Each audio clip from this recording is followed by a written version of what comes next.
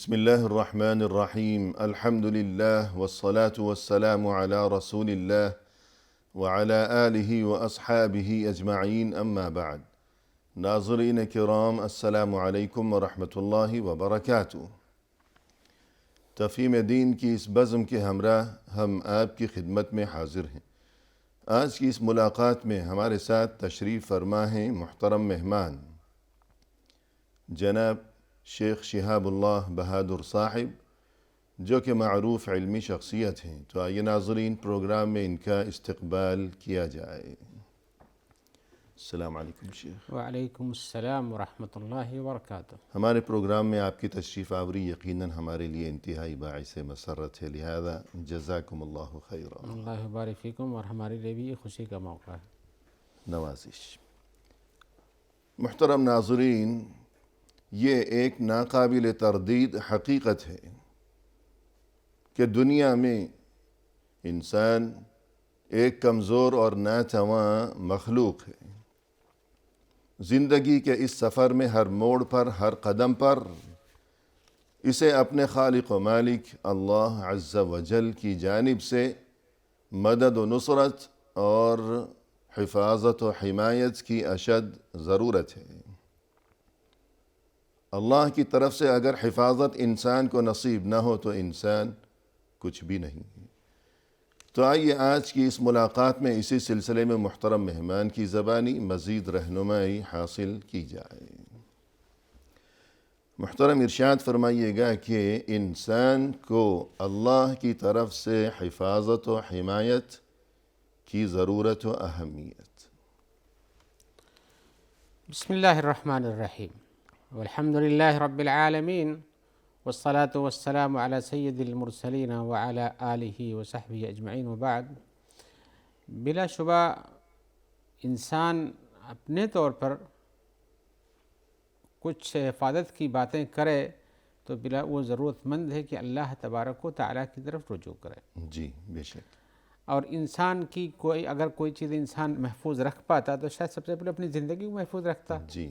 لیکن اس زندگی بارے میں تو اس کو ناقابل تردید یہ یقین ہے کہ اسے مرنا ہے۔ جی، اور کب مرنا ہے، کب تک زندگی ہے، اس بارے میں بھی کوئی خبر نہیں جانتا۔ تو انسان اس بات سے حقیقتاً آگاہ ہے کہ وہ اپنے طور پر اپنی حفاظت نہیں کر پاتا، اس لیے حفاظت کرتا سب سے پہلے زندگی بچاتا۔ جی۔ تو لیکن اللہ تبارک و تعالیٰ جب تک اس کو محفوظ رکھتے ہیں رہتا ہے۔ جی۔ ورنہ کوئی بچپن مر جاتا ہے، کوئی بڑا ہوتا ہے، کوئی بہت بڑا ہوتا ہے، کوئی اور بڈھا ہو جاتا ہے۔ تو جب تک اس کی اجل ہے، جب تک باقی رہتا ہے، یہ اللہ کی حفاظت سے باقی بچتا ہے۔ اور کتنے ایسے حوادث ہوتے ہیں جس میں انسان کہتے ہیں جس کو اللہ رکھے اس کو کون چکھے۔ جی بے شک۔ یعنی اللہ کی حفاظت ہے تو آدمی بچ جاتا ہے ایسے ناگہانی آفات سے بھی، جس میں کوئی مشکل بہت زیادہ ہوتی ہے۔ جی، کہ جس میں بچنے کا کوئی تصور ہی نہیں ہوتا۔ تصور نہیں ہوتا ہے۔ جی۔ تو حقیقتاً انسان اپنی زندگی ہی نہیں، اپنی ساری چیزوں کی حفاظت کے لیے محتاج ہے کہ اللہ تبارک و تعالیٰ کی طرف رجوع کرے۔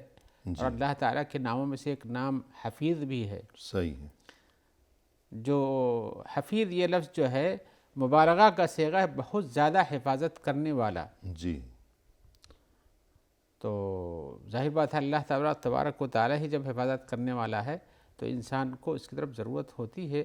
اور حفاظت کی اہمیت اتنی زیادہ ہے کہ انسان اپنی جان، اپنا مال، اپنی عزت، اپنا آبرو، اپنی آل اولاد اور اسی طرح سے دنیا کی زندگی، آخرت کی زندگی، دونوں کے اندر اللہ کے اس وصف کا محتاج ہے کہ اللہ سے لو لگا کر کے اپنی حفاظت طلب کرے۔ جی، اور اپنی حفاظت کا بندوبست کرے۔ اور ظاہر بات ہے جب اللہ کا یہ وصف ہے تو ہمیں تخلقوا باخلاق اللہ کے ساتھ جی، ہمیں بھی حفاظت کی ضرورت ہے۔ بالکل۔ اور قرآن کریم میں یہ ارشاد بھی ہے کہ فاللہ خیر حافظا۔ جی ہاں، اور اللہ تعالیٰ بہت بہتر حافظ ہیں۔ جی۔ اور جس معرض میں آیا ہوا کہ حضرت یعقوب علیہ السلام نے کہا اور بچوں کو بھیج رہے تھے تو وہ چاہتے تھے کہ حفاظت ہم بھیج رہے ہیں، اس کے پہلے ایک بیٹے کو ضائع کر چکے، جی، یوسف گم کر چکے ہیں۔ صحیح ہے۔ اور دوسرا بیٹا بھی جا رہا ہے، جی، اس کی بھی کچھ کیا کریں گے۔ لیکن سب کچھ ان کو سمجھانے کے باوجود بھی کہ ایسے جاؤ، ویسے جاؤ، ایسے جانا، دروازے جانا، سب الگ الگ جانا۔ پھر اس کے بعد کہا کہ اللہ تعالیٰ آپ ہی حفاظت کرو۔ آپ یعنی اپنی طرف سے تمام تر احتیاطی اور حفاظتی تدابیر اور انتظامات اختیار کر لیے گئے. پھر اس کے بعد آخر میں پھر یہ فرمایا کہ فاللہ خیر حافظا، کہ اصل حفاظت کرنے والا تو اللہ ہے. ہم نے اپنی طرف سے جو ہمارے بس میں تھا، جو ہمارے دماغ میں، ہمارے تصور میں آیا، جو تدبیر، جو ترکیب، وہ ہم تمہیں بتا چکے، وہ اختیار کی جا چکی ہے. جی. لیکن اپنی اس حفاظتی تدبیر پر بھروسہ یہ ناکافی ہے.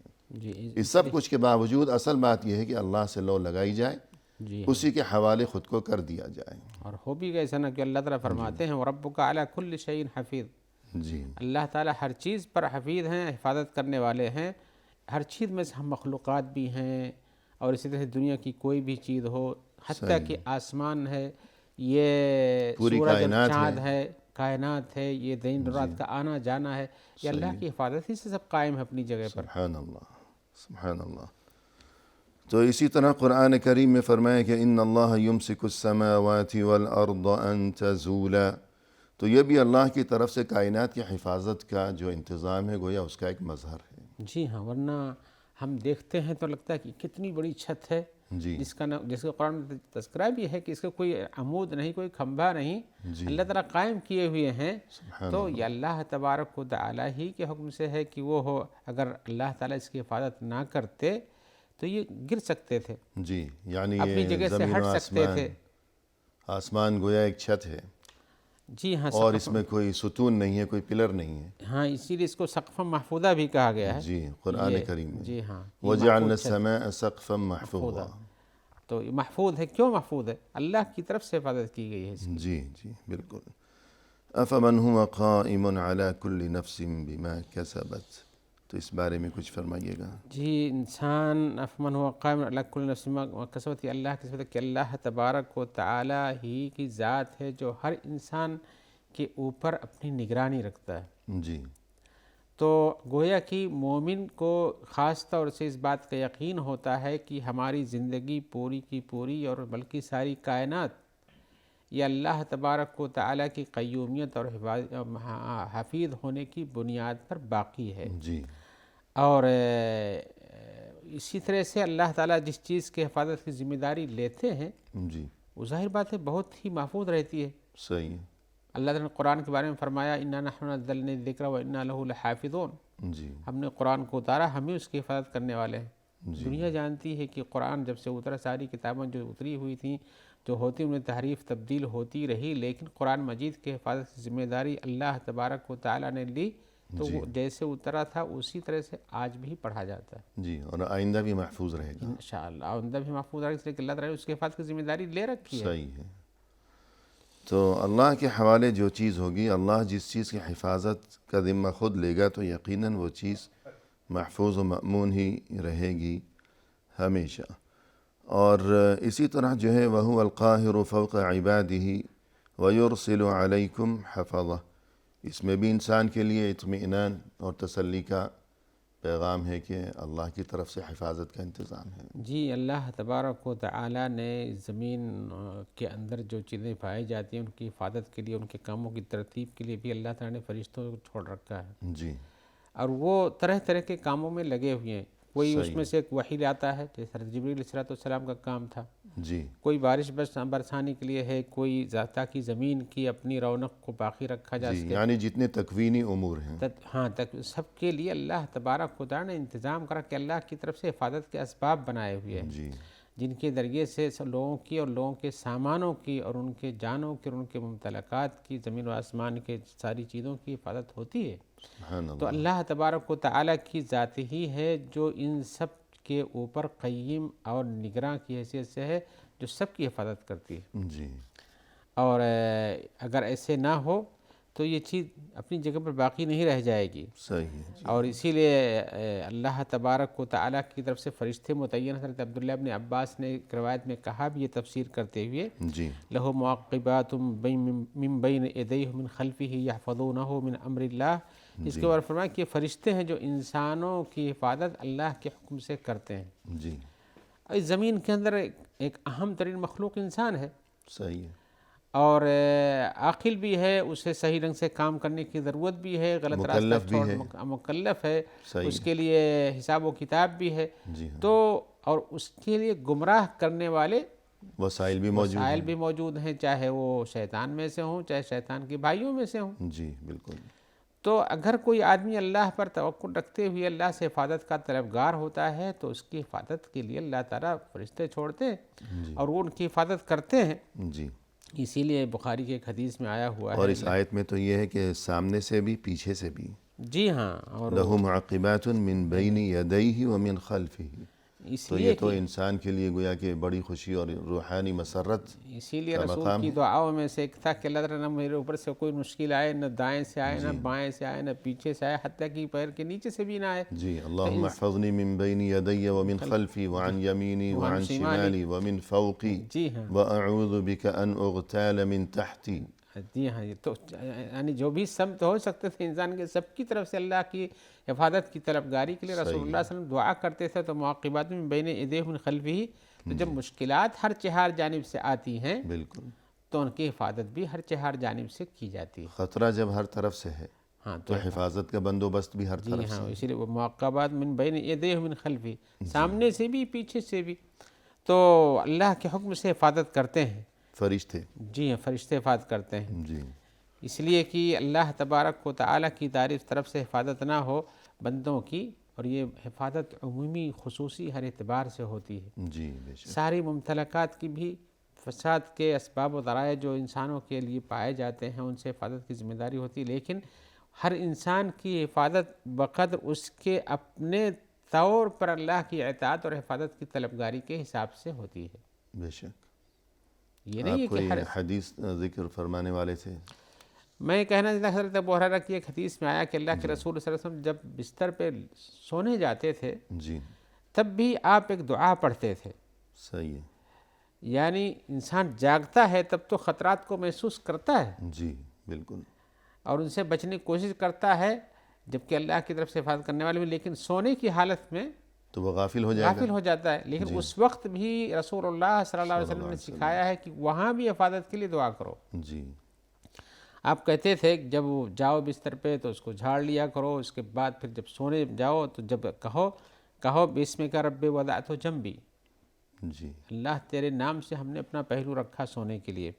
وہ بیکا ارفعہ، اور تیرے ہی نام سے تیرے ہی ذریعے سے اسے اٹھاؤں گا، یعنی زندہ پھر سو گیا ہوں پھر اٹھوں گا.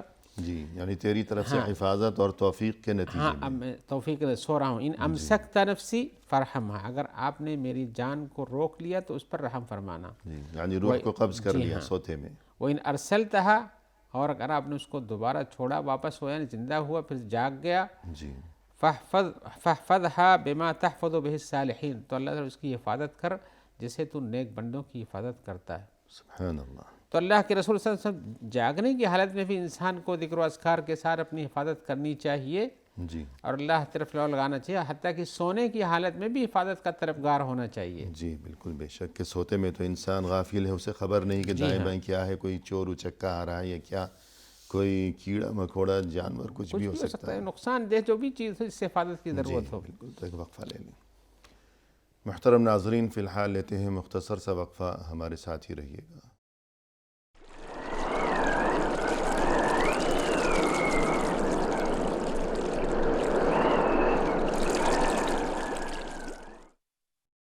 محترم ناظرین، وقفے کے بعد ہم حاضر خدمت ہیں. آئیے سلسلہ گفتگو کو آگے بڑھایا جائے محترم مہمان کی زبانی. شیخ، وقفے سے قبل آپ نے یہ گفتگو فرمائی کہ انسان کمزور و ناتواں مخلوق ہے، اور یہ کہ زندگی کے ہر موڑ پر، ہر قدم پر اسے اپنے خالق و مالک اللہ عز و جل کی جانب سے حفاظت کی اشد ضرورت ہے. اب ہم آپ کی زبانی یہ رہنمائی حاصل کرنا چاہیں گے کہ اللہ کی طرف سے اپنے لیے حفاظت حاصل کرنے کی خاطر یا خود کو ہم اللہ کی پناہ میں اور اس کی حفاظت میں دینے کی غرض سے کیا طریقہ اختیار کریں، اس بارے میں اللہ کے حوالے خود کو کیسے کیا جائے گا؟ انسان کو پہلے یہ سمجھنا ہی چاہیے کہ وہ اللہ کی بنائی ہوئی مخلوق ہے. جی اور اللہ نے جس نظام کے تحت اس کو پیدا کیا ہے اس نظام کی اتباع اسے کرنا چاہیے۔ جی اگر کوئی چیز بنائی جاتی ہے تو اس کے چلنے کے اصول بتائے جاتے ہیں، صحیح، کچھ قوانین ہوتے ہیں۔ قوانین ہوتے ہیں، تو ان قوانین میں ترتیب کے حساب سے ہر چیز کو ویسے ہی ادا کی جاتی ہے، تب وہ چیز محفوظ رہتی ہے۔ صحیح، اگر ایسا نہ کیا جائے، جن مقاصد کے لیے جس طریقے سے استعمال کے لیے اور آخری اچھے نتیجے تک پہنچنے کے لیے جس چیز کو بنایا گیا، اگر ان نتیجوں تک پہنچنا ہے تو ان اصولوں کی پابندی کرنی چاہیے۔ بے شک۔ ایسی صورت میں اللہ تعالیٰ نے پیدا کیا ہے تاکہ اس کی عبادت کی جائے۔ جی عبادت کے کتنے طریقے ہیں؟ ان میں سب سے پہلے درجہ کس چیز کا ہے، صحیح، اور پھر اس کے اس کو استعمال کرنے کے لیے کیا کیا کرنا پڑتا ہے، ان سب کی طرف اس کو نظر رکھنا چاہیے۔ اور یہ کہ عبادت کی بنیاد کس چیز پر ہے؟ جی ہاں، جو اس کا اصل اصول ہے، جہاں سے اسٹارٹنگ ہوتی ہے کہ وہاں سے وہ چابی گھماؤ گے تبھی اسٹارٹ ہوگا، صحیح ہے۔ وہ ہے اللہ پر صحیح ایمان رکھنا اور توحید کا قائل ہونا۔ جی بے شک۔ اگر انسان یہاں سے اپنی زندگی اسٹارٹ نہیں کرے گا تو شروع ہی سے اس نے منہج کو بگاڑ لیا ہے، جی وہ کہ ابتدا ہی غلط ہو گئی۔ ابتدا ہی غلط ہو گئی۔ لہذا انسان کو اللہ تبارک و تعالی پر ایمان رکھنا چاہیے اور ایمان کے تقاضوں کو پورا کرنا چاہیے۔ جی بے شک۔ اب اسی صورت میں جب انسان ایسا کرتا ہے تو اللہ تعالیٰ اس کی حفاظت کرتے ہیں، اس کے وقت دیتے ہیں، اس کے لیے دنیا اور آخرت دونوں بناتے ہیں۔ صحیح، اور ایمان اگر حقیقی ہوگا، خالص ہوگا، صادق ہوگا تو اس کا لازمی سب سے پہلا جو اور اہم ترین نتیجہ جو ظاہر ہوگا وہ یہ کہ ایمان کے تقاضے کے مطابق عمل بھی ہوگا، عمل ہوگا۔ یعنی اللہ کی عبادت و اطاعت اور فرما برداری۔ اسی لیے ایمان اور عمل صالح کا تذکرہ قرآن مجید میں برابر ساتھ میں آیا جی کرتا ہے۔ ہمیشہ دونوں کو ملا کر بیان کیا گیا ہے۔ اے الذین آمنوا، یا اس طرح سے الذین آمنوا وعملوا الصالحات، جی اس طرح سے بار بار ایمان کے ساتھ عمل صالح کا تذکرہ ہوتا ہے، دونوں لازم و ملزوم۔ لازم و ملزوم ہے۔ اس سے پتہ چلتا ہے کہ انسان کو اگر اللہ تبارک و تعالیٰ کی رعایت، اس کی نگرانی نگہداشت اور اپنی کامیابی چاہتا ہے تو ایمان صحیح رکھے اور اس کے مطابق کام کرے۔ جی سبحان اللہ۔ تو اور جی جو آدمی جتنا ہی اللہ کے جن چیزوں کی ذمہ داری اللہ نے اس کو دی ہے ان کی جتنی ہی رعایت کرتا ہے، اللہ تعالیٰ اس کی بھی اتنی ہی رعایت کرتے ہیں، اور جو جتنا ہی دور بھاگتا ہے اللہ تعالیٰ اس کو اور دور کر دیتے ہیں۔ جی بالکل۔ تو ایسی صورت میں اسے اپنی ضروریت کے لیے، اپنے آل و عیال کے لیے، اپنے مال کے لیے، اپنی زندگی کے لیے، اپنے احوال کے لیے، اپنی ہر چیز کے، اپنی سانسوں کی حفاظت کے لیے بھی اسے اللہ تبارک و تعالیٰ کے احکام کی پابندی کرنی چاہیے۔ جی یعنی ایک انسان وہ ہے کہ اگر اسے یوں سمجھایا جائے یا کوئی انسان خود اپنے آپ کو سمجھائے، سب سے پہلے تو خود ہر ایک کو اپنی فکر کرنی چاہیے، اپنی اصلاح کی فکر۔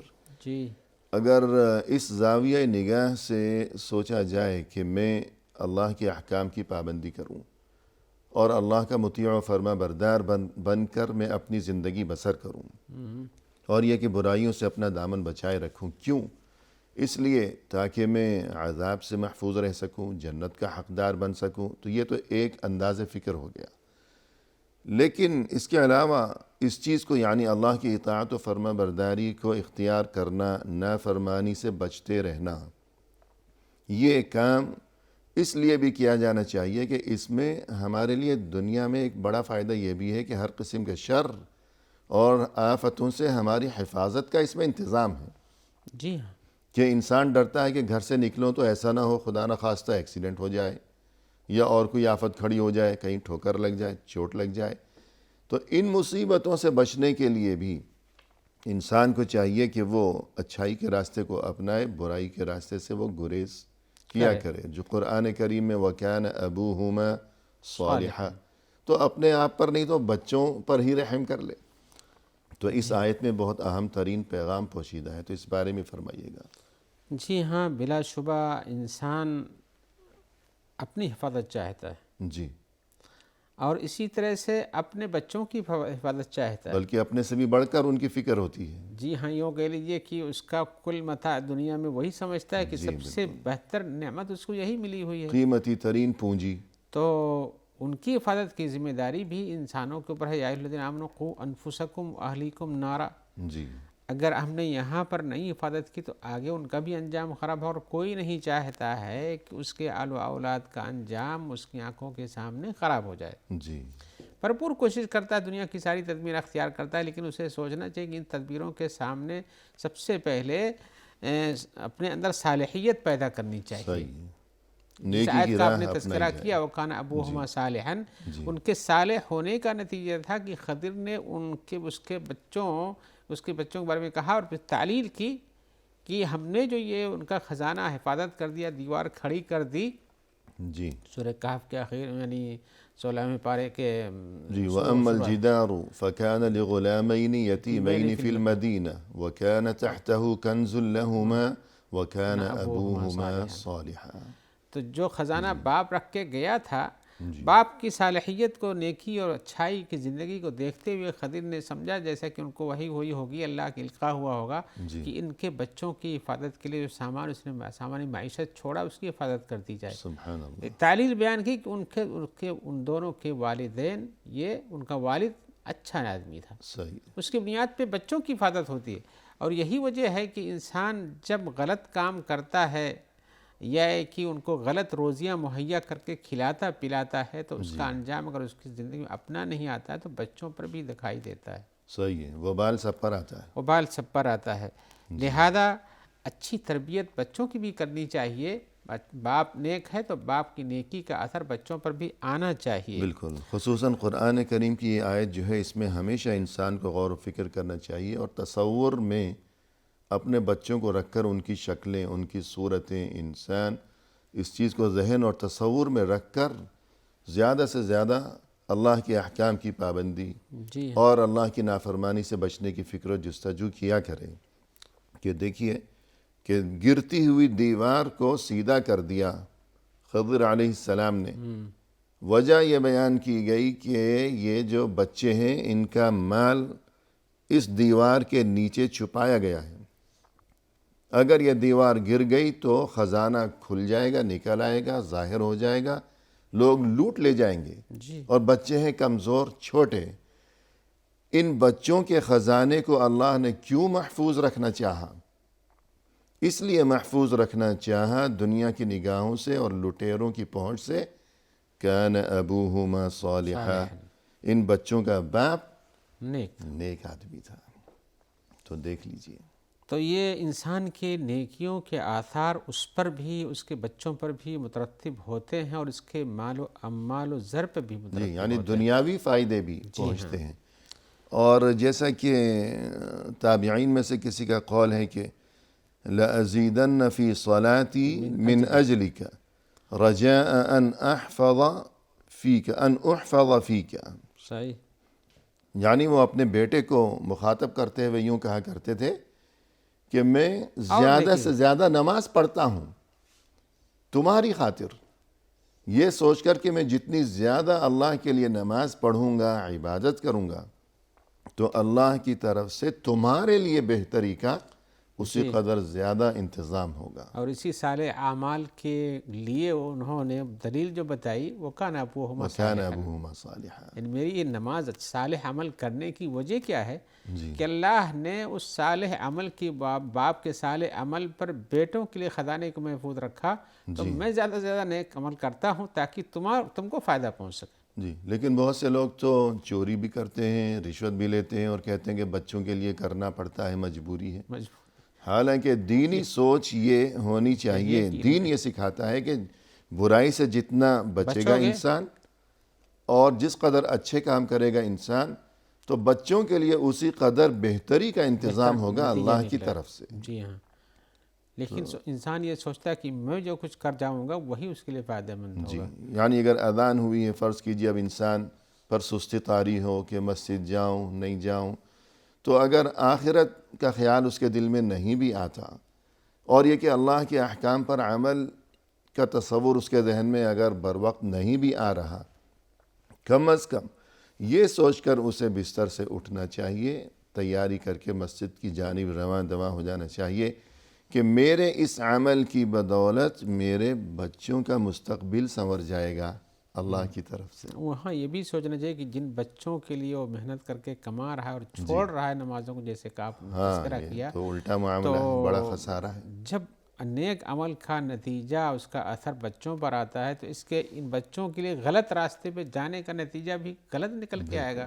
تو فائدہ اس کی نیت جتنی ہے، اس کی کوشش جو اس سے الٹا نتیجہ مرتب ہوگا۔ اور لہذا انسان کو صحیح رہنا چاہیے۔ انسان اپنا آرام، اپنی راحت سب کچھ چھوڑ کر بادل ناخواستہ اٹھ کر بچوں کی خاطر دفتر بھی تو جاتا ہے، دفتر جاتا ہے، کہتا ہے کہ طبیعت بڑی بوجھل ہو رہی ہے اور بالکل دل ہی نہیں چاہ رہا بستر سے اٹھنے کو، لیکن کیا کریں، بس بچوں کی خاطر کرنا پڑتا ہے۔ تو بچوں کی خاطر تو پھر مسجد بھی جائیں گے، اچھے کام بھی کریں گے، جتنے بھی اچھے کام کریں گے، صرف مسجد کی بات نہیں، تو اس سے بھی بچوں کا ہی فائدہ ہوگا۔ جی ہاں، اور جس نے توفیق دیا ہے اس کام کے لیے آ کر کے انسان کے، جی کہ بچوں کی خاطر جاتا ہے، تو توفیق دینے والے کے حکم کو بھلا کر کے الٹا اگر چلیں گے تو نتیجہ اچھا نہیں نکلے گا۔ لا حول ولا قوت۔ تو پہلی بات تو یہ ہو گئی کہ اگر کوئی یہ چاہے، اور چاہنا چاہیے ضرور، کہ ہمیں اللہ کی طرف سے حفاظت نصیب ہو جائے، تو پہلا طریقہ یہ ہے کہ اللہ پر خالص اور سچا ایمان رکھے، اور خلوص نیت کے ساتھ اللہ کی عبادت و اطاعت و فرما برداری کا اہتمام و التزام، جی ہاں، اس کے یہ پہلا طریقہ ہو گیا۔ اس کے بعد دوسرا طریقہ یہ ہے کہ جیسے اچھے کام کرنا چاہیے، جی اسی طرح سے برے کام سے پرہیز بھی کرنا چاہیے۔ صحیح ہے، اپنے ہاتھوں سے، اپنے اعضاء و جوارح سے انسان ایسے کام نہ کرے جس میں اللہ کی ناراضگی آتی ہے۔ جی لہذا اپنے آپ کو ان چیزوں سے محفوظ رکھنا، اپنے اعضاء و جوارح کو محفوظ رکھنا، اپنے عقل و دانش کو محفوظ رکھنا، اپنے نیت اور عمل کو محفوظ رکھنا۔ جی، اعضاء و جوارح یعنی آسان اردو میں کہ اپنے ہاتھ پاؤں، آنکھیں، ناک، کان وغیرہ۔ جی، یعنی یہی سب بات جو انسان جیسے کام کرتا ہے، دیکھتا ہے، سنتا ہے، بولتا ہے، سوکھتا ہے، چلتا ہے، تو پھرتا ہے، ان چیزوں کو حرام سے بچا بچانا کر رکھنا چاہیے۔ ہے۔ جی ہاں، اسی لیے رسول اللہ صلی اللہ علیہ وسلم نے حضرت عبداللہ ابن عباس کو ایک بار مخاطب کر کے کہا، یا غلام انی اعلمک کلمات، بچے، عمر جو چھوٹی تھی ان کی، صحیح کہا بچے میں تمہیں چند باتیں سکھاتا ہوں۔ جی تو رسول کا اس طرح سے ان کو پہلے مخاطب کرنا کہ میں تمہیں چند باتیں سکھاتا ہوں، اہتمام کے لیے ہے کہ تم سنو، یہ کام کی باتیں، اور پھر یا غلام یعنی یہ بچے، یعنی شفقت کے انداز میں شفقت کے ساتھ، ہاں، کہ مجھے تم سے بہت یعنی محبت ہے، بیٹے، شفقت ہے، پیارے، چھوٹے، تمہاری آؤ۔ فکر ہے مجھے، تمہاری بہتری کا میں خواہاں ہوں، تو آپ تو نے اس لیے قیمتی بات بتا رہا ہاں، ہوں، یہ وصیت تھی رسول کی طرف سے ان کے لیے۔ تو کہا احفظ اللہ یحفظک، اللہ تعالیٰ کو محفوظ رکھو اپنے دل و عمل میں، اللہ تعالیٰ تمہاری حفاظت کرے گا۔ سبحان اللہ۔ اللہ کو محفوظ رکھنے اپنے نیت میں، اپنے ایمان میں، اپنے عمل میں، اپنے اعضاء و جوارح کے ذریعے سے کام کرنے میں اللہ کو یاد رکھو، جی، تو اللہ کو محفوظ رکھو، یعنی اللہ نے جو تمہیں احکام دیے ہیں ان پر انہیں ضائع نہ کرو۔ تو اللہ بھی تمہاری حفاظت جی، کرے گا۔ تو حدیث کا باقی حصہ وقفے کے بعد سنیں گے۔ جی، اچھی بات ہے۔ محترم ناظرین، فی الحال لیتے ہیں مختصر سا وقفہ، ہمارے ساتھ ہی رہیے گا۔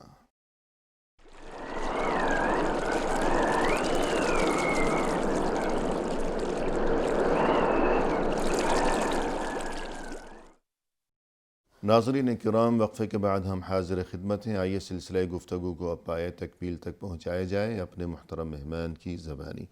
شیخ، وقفے سے قبل گفتگو یہ چل رہی تھی کہ ہم خود کو اللہ کے حوالے کیسے کریں، اللہ کی طرف سے حفاظت و حمایت اور رعایت و نگہداشت ہمیں کیسے نصیب ہو۔ تو اس کے لیے آپ نے جو کچھ طریقے بیان فرمائے، تو گفتگو یہ چل رہی تھی کہ انسان کو چاہیے کہ اللہ کی اطاعت و فرما برداری کا اہتمام کرے، اللہ کی طرف سے ہمارے لیے جو احکام ہیں ہم ان پر عمل کی فکر و جستجو کیا کریں خلوص نیت کے ساتھ، اور دوسری بات یہ کہ جن چیزوں سے اللہ نے ہمیں منع فرمایا ہے ان سے باز رہیں۔ تو گفتگو کو آگے بڑھائیے گا۔ جی ہاں، ہم نے اس سلسلے میں حضرت عبداللہ ابن عباس کی وہ حدیث بیان کی تھی جس میں وہ بتاتے ہیں کہ اللہ کے رسول نے مجھے وصیت کی بہت شفقت کے ساتھ، تو اس میں کہا احفظ اللہ یحفظک، اللہ کو یاد رکھو، اللہ کو اپنے رکھو یاد میں، اپنے کام میں حفاظت کے ساتھ، تو اللہ بھی تمہاری حفاظت کریں گے۔ گویا کہ اپنی حفاظت چاہتے ہو تو اللہ کے احکام اور اوامر کی پابندی کرو، کام کرنے کا ہو جہاں حکم وہاں کرو، جہاں رک جانے کا وہاں رک جاؤ۔ جی، یعنی اللہ کی طرف سے ہمارے لیے جو تعلیمات ہیں اگر ہم انہیں محفوظ رکھیں گے، یعنی ان پر عمل کریں گے، تو اللہ کی طرف سے ہمیں بھی محفوظ رکھا جائے گا۔ صحیح، جیسے کسی نے کسی عالم سے پوچھا کہ مجھے یہ بات کیسے معلوم ہو کہ اللہ کے ہاں میرا کیا مقام و مرتبہ ہے، کیا حیثیت ہے؟ تو انہوں نے یہ جواب دیا کہ تم اپنے آپ سے پوچھ لو، اپنے دل سے پوچھ لو کہ اللہ کی طرف سے تمہارے لیے جو احکام ہیں، جو دین ہے، جو شریعت ہے، تو تمہارے نزدیک ان کی کیا حیثیت ہے اور ان پر تم عمل کے معاملے میں تم کہاں ہو؟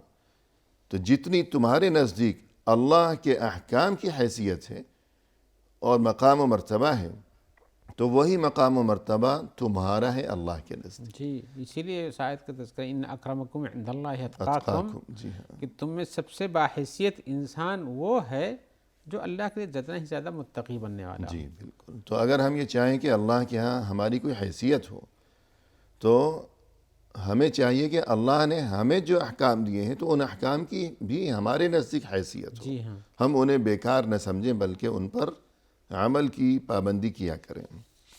تو یہ ایک چیز ہو گئی۔ جی ہاں، پہلی چیز یہ کہ ایمان اور اللہ کی اطاعت و فرما برداری، دوسری چیز یہ کہ برائیوں سے بچتے رہنا، اور اس کے علاوہ اور بھی آگے چلتے ہیں کہ انسان کو اپنی حفاظت کے لیے جیسے بچنا چاہتا ہے، صحیح راستے پہ چلنا چاہتا ہے، اللہ کے احکام کی پابندی کرنا چاہتا ہے، لیکن یہ جانتا ہے کہ اس کے پیچھے شیطان اس کا کھلا دشمن لگا ہوا ہے، جی لہذا اسے ایسی ان چیزوں کو بھی اختیار کرنا چاہیے جس سے شیطان کے مکر و فریب سے بچا جا سکے۔ جی بے شک، اسی لیے آیت الکرسی کا تذکرہ کرنا یہاں مناسب ہوگا۔ صحیح، ہاں، جس کے بارے میں اس کی خاصیت یہ ہے، جو سب سے قرآن مجید کی ایک بڑی آیت شمار کی جاتی ہے کہ جو اس کو شام کو پڑھتا ہے تو اللہ بڑی تعالیٰ آیت یعنی اہمیت کے لحاظ سے، اہمیت کے حساب سے جی شام کو جو پڑھتا ہے اللہ کی طرف سے اس پر ایک حافظ لگ جاتا ہے، نگراں مہر لگ جاتا ہے، صحیح ہے، اور اس کے پاس صبح شام کو پڑھنے کے بعد شیطان رات بھر نہیں آتا ہے یہاں تک کہ صبح ہو جائے۔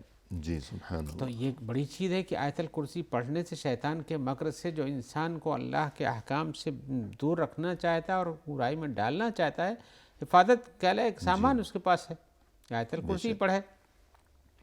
اسی طرح سے تو آیت الکرسی کے تو ویسے ہی بڑے فضائل ہیں، جی ہاں، بہت ہر فضائل نماز ہیں۔ کے بعد پڑھنی چاہیے، ویسے بھی پڑھنی چاہیے، ورنہ کم از کم یہ کہ صبح شام تو ایک بار ضرور پڑھنی چاہیے۔ اگر انسان آیت الکرسی کا جو اجر و ثواب ہے، جو فضائل بیان کیے گئے ہیں، اگر وہ ذہن میں نہ بھی ہوں تو کم از کم یہ کہ اپنی حفاظت کے لیے تو پڑھنا ہی چاہیے، پڑھے، اپنے آپ پر رحم کھائے، حتیٰ ترس کہ کرے۔ سونے سے پہلے بھی کہا گیا کہ پڑھو۔ جی بالکل صبح شام نمازوں کے بعد کا تذکرہ ہے، صحیح ہے، ان کے بعد پڑھیں، صبح شام پڑھیں، سونے سے پہلے بھی پڑھیں۔ اور بچوں کو یاد کرانی چاہیے، اس کا عادی بنانا چاہیے۔ اپنا سامان کہیں رکھتے ہیں تو اس پر بھی پڑھ کے پھونکیں، جی بالکل، وہ سامان محفوظ ہو جاتا ہے۔ حضرت ابو ہریرہ کی وہ مشہور حدیث جو اس سلسلے میں چوری، شیطان کی چوری کرنے کی وہ مشہور ہے، جی ہم اس کی مزید تفصیل میں نہیں جانا چاہتے ہیں، لیکن یہ بتانا چاہتے ہیں کہ اپنی انسان کی اپنی حفاظت کے لیے بہت ضروری کہ آیت الکرسی کا ورد کیا کرے۔ صحیح ہے، ایسے ہی سورہ بقرہ کی آخری 2 آیتیں بھی ان کا تذکرہ آتا ہے جی کہ سورہ بقرہ کی آخری 2 آیتیں اگر ہر رات انسان پڑھتا ہے تو ہر برائی سے اور شیطان کے شر سے محفوظ رہتا ہے، یعنی آمن الرسول سے بما انزل الیہ سے۔ آخر تک۔ جی ہاں، یہ اس کے بعد 2 آیتیں ہوتی ہیں، جی آخری رکوع میں ہے تو وہاں پڑھا کرے۔ ایسے ہی اعوذ باللہ من الشیطان الرجیم جو پڑھتا ہے، لیکن اس کے ساتھ یہ قل اعوذ برب الفلق، قل اعوذ برب الناس، یہ 2 صورتیں بھی کثرت سے پڑھنے میں جی انسان کے لیے شیطانوں سے حفاظت ہوتی ہے۔ شیطان کی حفاظت کی بات اس لیے کر رہے ہیں کہ انسان کا سب سے پہلا دشمن تو وہی ہے، صحیح ہے، بلکہ اس صورت میں یہ بھی تذکرہ ہے کہ من الجنۃ والناس، ناس، اب وہ شیطان جنوں میں سے ہو یا انسانوں میں سے، انسانوں میں سے تو یہ انسانوں میں بھی انسانوں شیطان بھی ہے۔ ہوتے ہیں جو شیطان صفت ہوتے ہیں، صحیح ہے، تو ان شیطان صفتوں سے بھی حفاظت ہو جاتی ہے ان صورتوں کوئی بھی کو شر پڑھنے ہو، سے۔ وہ شیطان کی طرف سے ہو براہ راست یا شیطان کے کسی چیلے کی طرف سے ہو، یعنی انسانوں میں جو شیطان صفت جی۔ قسم کے لوگ ہیں۔ تو ہر قسم کے شر سے حفاظت کے لیے اور اللہ کی پناہ میں خود کو دینے کے لیے ایک طریقہ یہ ہے کہ آیت الکرسی ہے، سورہ بقرہ کی آخری 2 آیتیں ہیں، اور معوذتین یعنی قل اعوذ برب الفلق، قل اعوذ برب الناس، جنہیں معوذتین اور معوذتین دونوں ایسے ہی کہا ساتھ جاتا میں ہے۔ چیز اس کا بھی یاد رکھنا چاہیے کہ اللہ کا ذکر انسان جتنا ہی کرتا ہے شیطان اس سے اتنا ہی دور رہتا ہے۔ سبحان اللہ، اور اللہ کا ذکر جتنا ہی کرتا ہے وہ شیطان سے محفوظ رہتا ہے۔ جی بے شک۔ اسی لیے بہت ساری دعائیں ہیں جو حدیثوں میں سکھائی گئی ہیں۔ جی گھر سے نکلو تو یہ پڑھ لیا کرو، سونے جاؤ تو یہ پڑھ لیا کرو، گھر پہ جاؤ تو یہ پڑھ لیا کرو، حمام اور بیت الخلاء میں جاؤ تو وہاں بھی شیطان کے شر سے محفوظ ہونے کے لیے یہ دعا پڑھو۔ جی تو بہت ساری دعائیں ہیں، تو یہ اللہ کے اذکار میں سے یہ ذکر اللہ کا کرو تو شیطان دور رہتا ہے، جی، اور انسان محفوظ رہتا ہے۔ انسان محفوظ رہتا ہے۔ اسی لیے حدیث میں آیا ہوا العبد یحرز نفسه من الشیطان لا یحرز نفسه من الشیطان الا بذکر اللہ، بندہ اپنے آپ کو اللہ کے ذکر کے ذریعے ہی شیطان سے محفوظ رکھ پاتا ہے۔ صحیح ہے، کیونکہ ہماری گفتگو چل رہی ہے حفاظت کے بارے جی میں، ہاں، محفوظ رکھتا ہے۔ تو جتنے بھی شر ہیں، اشرار، شرور و آفات، ان سے حفاظت کے لیے ایک اہم ترین طریقہ یہ ہے اسی طرح کہ اس اللہ حدیث کا میں آیا ذکر کہ کیجیے۔ گھر سے نکلو تو پڑھ لیا کرو بسم اللہ توکلت علی اللہ لا حول ولا قوت الا باللہ۔ اس کے بعد آپ نے بتایا کہ اگر کوئی اس کو کہتا ہے تو اس کو کہا جاتا ہے کفیتا ووقیت ویتنحى عنہ الشیطان، جی کہ تم نے جو دعا پڑھی تمہارے لیے کافی ہو گئی ہے، تم سے شیطان دور رہے گا۔ صحیح ہے، تو انسان کا یعنی یہ گھر سے نکلتے وقت بھی یہ دعا دعا پڑھنے تو کا بطور تذکرہ خاص ہے۔ یاد رکھنی چاہیے جی کہ ہاں، گھر سے تو انسان روزانہ ہی نکلتا ہے، بار بار نکلتا ہے۔ تو بسم اللہ توکلت علی اللہ ولا حول ولا قوت الا الا باللہ کوئی بڑی بہت بڑی دعا نہیں ہے، جی، ہلکی پھلکی ہے، ہلکی مختصر پھلکی ہے۔ یاد رکھنا چاہیے۔ جی تو انسان کے لیے اسی لیے آپ دیکھیں گے کہ صبح کی دعائیں ہیں، شام کی دعائیں ہیں، سواری پہ چڑھنے کی دعائیں ہیں، اور گھر میں جانے کی دعا ہے، گھر سے نکلنے کے بعد کی دعا ہے، جی مسجد میں جانے کی دعا ہے، حمام میں جانے کی دعا ہے، بہت ساری دعائیں جو ذکر کی جاتی ہیں کس لیے ہیں؟ جی تاکہ انسان کو اپنی حفاظت کا راستہ مل سکے، صحیح ہے۔ شیطان سے محفوظ، ورنہ تو شیطان تو انسان کے نماز پڑھنے کی حالت میں بھی آتا ہے، اس کو وسوسہ ڈالتا ہے، جی اور وسوسہ کثرت ہو جائے تو حدیث میں آیا کہ اعوذ باللہ من الشیطان الرجیم پڑھو اور بائیں طرف کر لیا کرو، تو اس سے شیطان کو وسوسہ دور ہو کے انسان اللہ کی طرف لو لگانے لگتا ہے۔ تو شیطان تو پیچھے پڑا ہوا، لہذا انسان کو اپنی حفاظت کے لیے دعاؤں کا استعمال کرنا چاہیے، جی اور رسول اللہ صلی اللہ علیہ وسلم صبح و شام ایسی دعائیں کرتے تھے۔ صحیح ہے۔ آپ کی دعا میں سے ایک دعا یہ بھی اللہ محفظنی من بین یدی، اللہ تعالیٰ میری حفاظت میرے سامنے سے کرے، حفاظت کی دعا کر رہے ہیں آپ، جی ومن خلفی، اور میرے پیچھے سے بھی، وعن یمینی، میرے دائیں سے بھی، وعن شمالی، میرے بائیں سے بھی، ومن فوقی، میرے اوپر سے بھی۔ تو یہ بخاری کی روایت ہے ادب مفرد میں۔ تو ایسی صورت میں اللہ کے رسول کی بتائی ہوئی دعا جس میں آپ کہتے ہیں کہ اللہ جب انسان نکلے، صبح ہو جائے، شام ہو جائے، تو اس کو دعائیں پڑھنی چاہیے، یہ دعا پڑھنی چاہیے تاکہ صبح کی پڑھی ہوئی دعا شام تک کام آتی ہے، شام کی پڑھی ہوئی دعا صبح تک کام آتی ہے۔ تو شیطان سے محفوظ رکھ کر کے اپنے آپ کو انسان محفوظ رکھے گا، اور اسے اس صورت میں سمجھنا چاہیے کہ حفاظت کا جو لفظ ہے، جی حفیظ کا جو لفظ اللہ کا اس کے ناموں میں سے، اس کے آثار اس پر بھی مرتب ہوتے ہیں اور دنیا کے کاموں پر بھی مرتب ہوتے ہیں، اور ان حفاظت کے آثار کو انسان اپنے اوپر محسوس کب کرتا ہے؟ جب اللہ کی اس صفت کے ساتھ ہے، اللہ کی ندا لگاتا ہے، اس سے استغاثہ کرتا ہے، اس سے دعا کرتا رہتا ہے۔ جی اگر اس سے غافل ہو جائے تو انسان کے لیے یہ پریشانی کا باعث ہو سکتا ہے۔ صحیح ہے۔ اور یہاں جو تذکرہ کیا گیا کہ شیطان کے شر سے حفاظت کے لیے مثلاً کہ یہ معوذتین وغیرہ اور اللہم احفظنی من بین یدی ومن خلفی، تو صرف شیطان ہی نہیں بلکہ وہ خطرہ یا آفت یا نقصان پہنچنے کا اندیشہ وہ کسی بھی جانب سے اور کسی کی بھی طرف سے ہو۔ مثلاً اگر انسان گھر سے باہر نکلا، اب انسانوں میں سے کسی نے اس کے ساتھ کوئی اس قسم کا سلوک رویہ اپنایا، کوئی نامناسب بات کہہ دی، اور یہ کہ غصہ آ گیا، بات بڑھنے لگی، تو وہاں بھی نقصان پہنچنے کا اندیشہ ہے۔ تو اسی لیے غصے کے موقع پر جی ہم جو دیکھتے ہیں کہ جو تعلیمات ہیں، سب سے پہلی بات تو یہ کہ اعوذ باللہ من الشیطان الرجیم، جی تو وہاں بھی اللہ کی پناہ طلب کر رہا ہے انسان۔ تو خطرہ کہیں سے بھی ہو، انسانی شکل میں ہو، انسان کی طرف سے، یا کسی حادثے کا اندیشہ ہے، یا شیطانی معاملہ ہے، تو اللہ کا ذکر، اللہ کی یاد جو ہے، اور خاص طور پر آج کی اس نشست میں ہم کم از کم اتنی گزارش ضرور کریں گے اپنے ناظرین کرام سے کہ اگر زیادہ اذکار وغیرہ نہیں تو کم از کم ایک چیز تو یہ کہ آیت الکرسی آیت الکرسی پڑھا کریں، ضرور اس کا اہتمام کیا جائے۔ اور تقریباً سب کو قل اعوذ برب الفلق اور قل اعوذ برب الناس بھی یاد رہتی جی ہے۔ بالکل، جی ہاں، اور اپنے بچوں کو بھی سکھائیں۔ جی ہاں، اور یہ کہ گھر سے نکلنے کی جو دعا ہے اس کا تو کبھی بھی ناغہ نہیں ہونا چاہیے۔ اور ساتھ میں یہ بھی یاد رکھنا چاہیے کہ ہر کام کو بسم اللہ سے شروع کریں جی تو وہاں سے از خود حفاظت اللہ کی طرف سے آ جاتی ہے۔ جی بے شک۔ اور یہ جو گھر سے نکلتے وقت کی دعا ہے تو جب انسان یہ پڑھتا ہے، یہ کلمات کہتا ہے کہ بسم اللہ توکلت علی اللہ لا حول ولا قوت الا باللہ، تو اسے جواب میں کیا کہا جاتا ہے؟ جب اس کو کہتا کہ بھائی جی تم نے جو دعا پڑھ لی ہے صحیح ہے، اب اس کے بعد تمہاری حفاظت ہو گئی ہے، سبحان تم کو اللہ۔ شیطان نقصان نہیں پہنچا سکتا ہے، تمہاری پر آفت نہیں آ سکتی ہے، اس لیے کہ جس اعتقاد و عقیدے کے ساتھ، جس توجہ اور عنابت کے ساتھ اس دعا کو پڑھتا ہے، اللہ پر ہم نے بھروسہ کیا۔ صحیح ہے، تو یہ کتنی بڑی خوشخبری ہے کہ انسان گھر سے نکل رہا ہے، ہر قسم کے باہر خطرات موجود ہیں، تو جب یہ دعا اگر وہ پڑھ لے تو جواب میں اسے گویا کہ فرشتہ یوں کہتا ہے ہاں، کہ تمہیں یہ کہنا، یہ دعا اب تمہارے لیے ہر شر سے حفاظت کے لیے بہت کافی ہو گئی۔ اور خاص طور سے اس حدیث میں یہ بھی ذکر ہے کہ شیطان سے تم محفوظ ہو جاتے ہو، جی سبحان اللہ۔ ہر آفت و بلا سے تمہاری حفاظت ہوتی ہے، جی لیکن انہوں نے شیطان سے بھی خصوصی طور پر تذکرہ کیا، شیطان سے بھی جی محفوظ ہو جاتا ہے۔ لہذا اس دعا کا اہتمام کیا جانا چاہیے گھر سے نکلتے وقت ضرور۔ پروگرام کے اختتام پر ہم تہہ دل سے آپ کا شکریہ ادا کرتے ہیں کہ آپ ہماری اس محفل میں تشریف لائے، اور یہ کہ آپ نے نہایت عمدہ اور مؤثر اور دل نشیں انداز میں گفتگو فرمائی۔ اللہ تعالیٰ آپ کے علم میں، آپ کی عمر میں، اور یہ کہ آپ کے عمل میں مزید خیر و برکت عطا فرمائیں۔ آمین، اور اللہ تعالیٰ آپ کے لیے بھی ایسا ہی کچھ کرے۔ جزاک اللہ خیر۔ اور اسی کے ساتھ محترم ناظرین، اختتامی موقع پر تہ دل سے ہم آپ کے بھی شکر گزار ہیں کہ آپ نے ہمارا یہ پروگرام دیکھا، اور اس دعا کے ساتھ کہ اللہ تعالی ہم سبھی کو ہر قسم کے شر سے اور ہر قسم کی آفتوں سے اللہ ہمیشہ ہمیں اپنی حفظ و امان میں رکھے۔ آمین۔